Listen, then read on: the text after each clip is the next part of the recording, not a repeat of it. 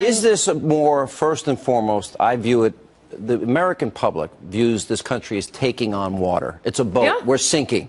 So this election to me was to fill up the hole. Give them a contrast. They need now to also begin bailing out the water to help those 50 million Americans in poverty. Yes, they food do. stamps. And I mean, it's going to be very hard to ignore the fact that the good things Republicans are passing are being stopped by one person. That's why they have to be very careful in formulating the bills to massively popular things like, oh yeah, Measure 88 in Oregon. Another great thing is because Harry Reid, after a huge blowback like this, any decent person would have to step down. Do not take Nancy Pelosi as a normal person in this regard. Harry Reid steps down. Guess who the face of the Democratic Party is now? Schumer. Yes, it is. That would be a good thing. All right, so it's just I'm going to give my agenda items around. later. I think there's 5 things they need to do immediately. If you mention the penny plan, I'm leaping across the table and strangling you. Although, well, the midterm elections are around the corner, 18 days from right now, and the central question remaining isn't just who will win Congress, whether the Democratic Party will remain a legitimate political organization or become something else entirely.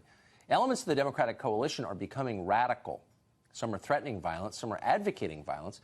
Others are taking the next step and engaging in violence. Even the party's leaders, those with the deepest ties to the establishment and the most to lose, are suddenly saying things that would have been unimaginable just a year ago. Here, for example, is Nancy Pelosi. Watch her explain that people will be hurt in order to achieve the Democratic Party's goals, and that's okay. Watch. We have to have total clarity about what we do when it comes to everything. A woman's right to choose, whether it's about immigration, whether it's about gun safety, whether it's about climate. We didn't even talk about climate. And if there's some collateral damage for some others who do not share our view, well, so be it. Collateral damage. She's talking about you. Your collateral damage in Pelosi's remarkably direct calculation. Thanks for telling us. You're one of those people in the way. You're an inconvenience who will be crushed beneath the wheels of progress when it comes right down to it. You're one of those infamous eggs that must be broken to make the world's greatest omelet. Just today, by the way, a New York man called Ronald DeRisi was charged for threatening Senators Chuck Grassley and Susan Collins with death. Why? Because they dared to support the Brett Kavanaugh nomination. They were in the way. So did the woman in this video. She was in the way, too. She made the mistake of wearing an NYPD hat in the presence of a leftist. Watch what happened when she did. Why are you trying to block me? I'm trying to walk here. I obey traffic signals. You're a snarky little idiot. Shut the up. Try something. I'm not going to punch you. I'm not like your husband. I'm not going to punch you. I'm not worried. I'm not like your boyfriend or your cop boyfriend who's going to knock you out, so don't worry. My husband died in 9/11. Good for him. Good. Good. Those NYPD were a bunch of sodomizing immigrants with their bully sticks. So yeah, your husband probably should rot in the grave.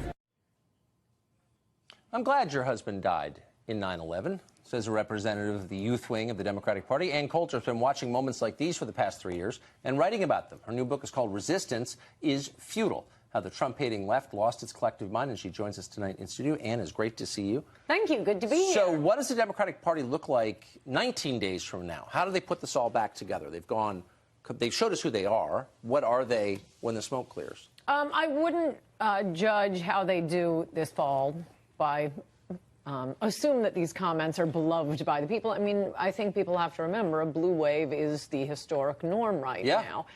It's very possible they'll take control of the House. Luckily, and I think a lot because of some of the things you just showed, and of course the reaction to Justice Kavanaugh, it doesn't look like they're going to take the U.S. Senate, but they ought to be having a huge blue wave, and they probably won't have it because they're insane. They've gone mad. But the people who run the party, who are vested in it, I mean, the people who hold office or who, whose livelihoods depends on the Democratic Party, I mean, they must be getting nervous because they can't control their base. No, they do this all the time. I mean, they did it after Ferguson, in order to help the Democrats win an election, they are willing to gin up race hatred, as they did after what happened in Ferguson.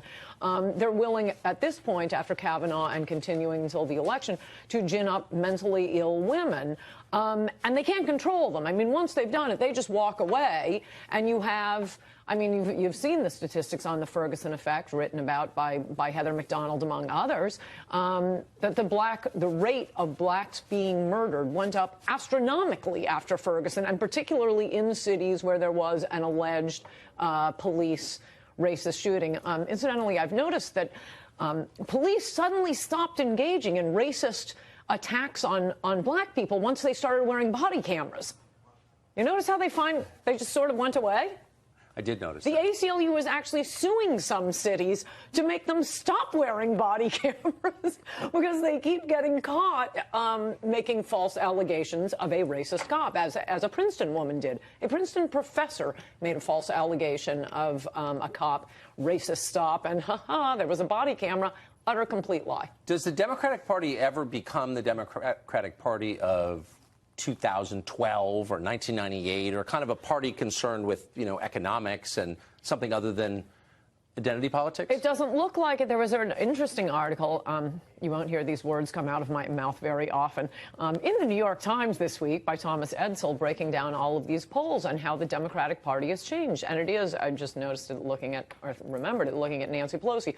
White liberal women have just gone off the charts on left-wing craziness, and it has nothing to do with economics. The Democratic Party, as some of us kind of noticed during the Clinton era, that was when began during the Clinton era, just abandon the working class, abandon the flyover people. It is pedal to the metal on identity politics and the yuppie lifestyle. It's basically the moms party in of Marin and Georgetown. Yuppies and welfare recipients. That's the modern Democratic Party. That's never been put more crisply or truly. Ann Coulter. Thank you. Resistance is Futile is her excellent book. Thank you.